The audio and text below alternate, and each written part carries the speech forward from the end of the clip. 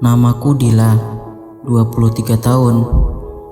Malam ini aku baru saja pulang dari kampung halaman di Jawa dan sedang dalam perjalanan kembali ke kontrakanku di daerah Kampung Bandan. Capek banget. Seharian di perjalanan bikin badan rasanya remuk. Makanya aku memilih naik KRL. Lebih hemat, lebih cepat, dan aku udah biasa naik transportasi ini. Tapi entah kenapa malam ini rasanya beda. Stasiun lebih sepi dari biasanya, dan udara terasa lebih dingin dari yang seharusnya. Aku naik ke dalam gerbong yang hampir kosong. Hanya ada beberapa penumpang yang duduk diam. Wajah mereka terlihat lelah. Saat pintu menutup dan kereta mulai melaju, aku gak sadar. Malam ini aku akan mengalami perjalanan yang gak bakal aku lupain seumur hidup. Kereta melaju dengan tenang. Hanya sesekali terdengar suara roda besi bergesekan dengan rel. Aku bersandar di kursi, berusaha menikmati perjalanan, meskipun udara malam terasa makin dingin. Aku melirik ke sekitar gerbong. Selain aku ada beberapa penumpang lain. Seorang bapak-bapak dengan wajah lelah, seorang wanita muda yang sibuk dengan ponselnya, dan seorang pria berkemeja yang duduk diam menatap keluar jendela. Lalu, di sudut gerbong ada seseorang yang menarik perhatianku. Seorang pria duduk sendirian, mengenakan jaket hitam, celana panjang, dan sepatu yang terlihat agak lusuh. Wajahnya datar, nyaris tanpa ekspresi, dan dia hanya menunduk menatap lantai. Awalnya aku gak terlalu memperhatikan, tapi ada sesuatu yang bikin aku gelisah. Gerbong ini dingin, tapi anehnya pria itu gak bergerak sama sekali. Bahkan sejak tadi aku gak ngeliat dia mengubah posisi duduknya sedikit pun. Aku mencoba mengalihkan perhatian, menatap keluar jendela. Namun dari sudut mata, aku merasa pria itu sesekali menoleh ke arahku. Aku menghela nafas, mencoba mengusir perasaan yang gak enak ini. Mungkin aku cuma capek, pikirku. Tapi kenapa rasanya seperti ada yang aneh? Aku mencoba mengabaikan pria itu dan kembali fokus ke ponselku. Tapi semakin aku berusaha, semakin perasaan gelisah itu tumbuh. Rasanya seperti ada sesuatu yang gak beres. Aku melirik lagi ke pria di sudut gerbong. Kali ini aku menyadari sesuatu yang bikin jantungku berdetak lebih cepat. Dari tadi aku gak lihat dia naik kereta ini. Aku mencoba mengingat-ingat. Seingatku pas aku masuk tadi gerbong ini hampir kosong, kecuali beberapa penumpang lain yang sekarang masih ada di sini. Tapi pria itu, aku sama sekali nggak ingat kapan dia mulai duduk di sana. Aku mengalihkan pandangan ke jendela. Kereta melewati jalur gelap di antara dua stasiun. Hanya lampu-lampu kecil di rel yang sesekali terlihat. Bayangan-bayangan dari dalam gerbong terpantul samar di kaca jendela.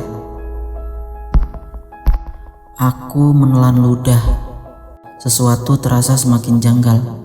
Aku mengamati pantulan di jendela dan mataku langsung membelalak. Di kaca itu aku bisa melihat bayangan kursi, bayangan tanganku yang menggenggam ponsel, bayangan penumpang lain yang duduk diam. Tapi pria di sudut gerbong itu, dia tak terlihat. Aku langsung menoleh ke tempatnya duduk. Dia masih ada di sana, dengan posisi yang sama, kepala sedikit tertunduk dan tangan di atas paha. Tapi sekarang aku sadar, hawa di sekelilingku lebih dingin dari tempat lain di gerbong ini. Aku menggigit bibir, mencoba menenangkan diri. Mungkin cuma pencahayaan, pikirku, tapi instingku bilang hal lain. Aku melirik ke penumpang lain, gak ada yang bereaksi aneh.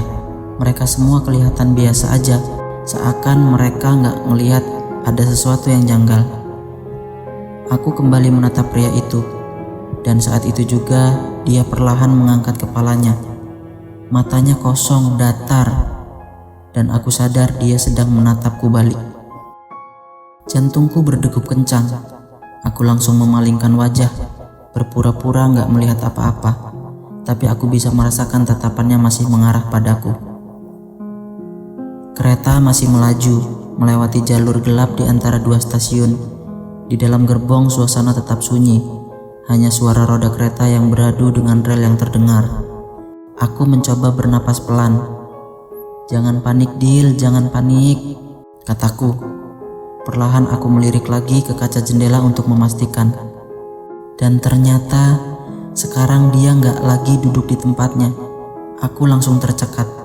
Mataku mencari-cari di kaca jendela berharap bisa menemukan bayangannya, tapi dia gak ada. Aku beranikan diri buat menoleh ke arahnya. Kosong. Kursinya kosong. Kemana dia?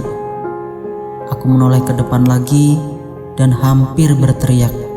Dia kini duduk tepat di seberang, menghadap ke arahku.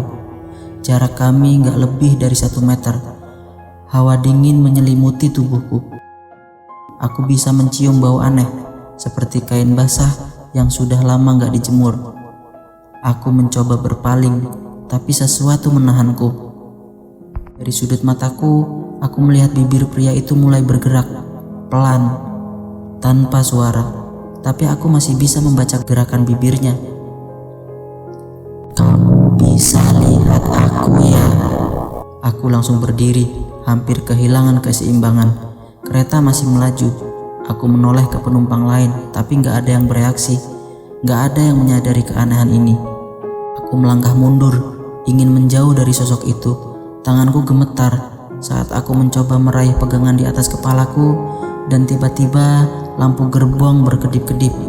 Aku memejamkan mata sejenak berharap ini cuma halusinasiku. Tapi saat aku membuka mata lagi, pria itu gak ada di kursinya. Bukan, dia sekarang ada di sampingku. "Turun." Suara itu lirih, dingin, tapi aku bisa mendengarnya dengan jelas di telingaku. "Turun sekarang." Aku hampir menjerit, tapi tubuhku terasa kaku.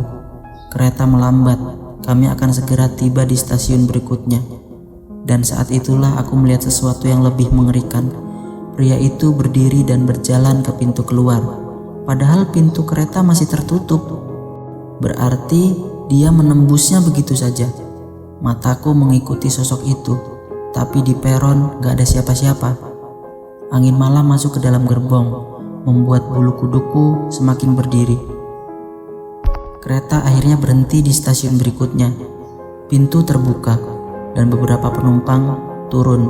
Aku tetap berdiri di tempatku. Napasku masih tersengal-sengal. Mataku masih mencari-cari sosok pria tadi di peron, tapi gak ada siapa-siapa. Apakah aku berhalusinasi? Aku mencoba menenangkan diri. "Udah, Dil, udah, jangan mikirin itu lagi. Gak usah takut." Tapi tubuhku tetap gemetar.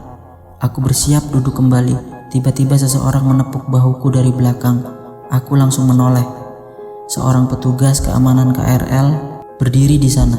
Raut wajahnya terlihat serius. "Mbak, dari tadi saya perhatiin kok kelihatan ketakutan. Kenapa?" Aku menelan ludah. Haruskah aku cerita? Tapi kalau aku bilang barusan ada penumpang yang... Tiba-tiba sebelum aku sempat bicara, petugas itu mendahului. "Jangan bilang tadi Mbak lihat sesuatu." Aku terdiam. Petugas itu menarik napas pelan. "Mbak duduk di kursi itu ya?" Tanyanya sambil menunjuk kursi tempat aku sebelumnya duduk. Aku mengangguk pelan.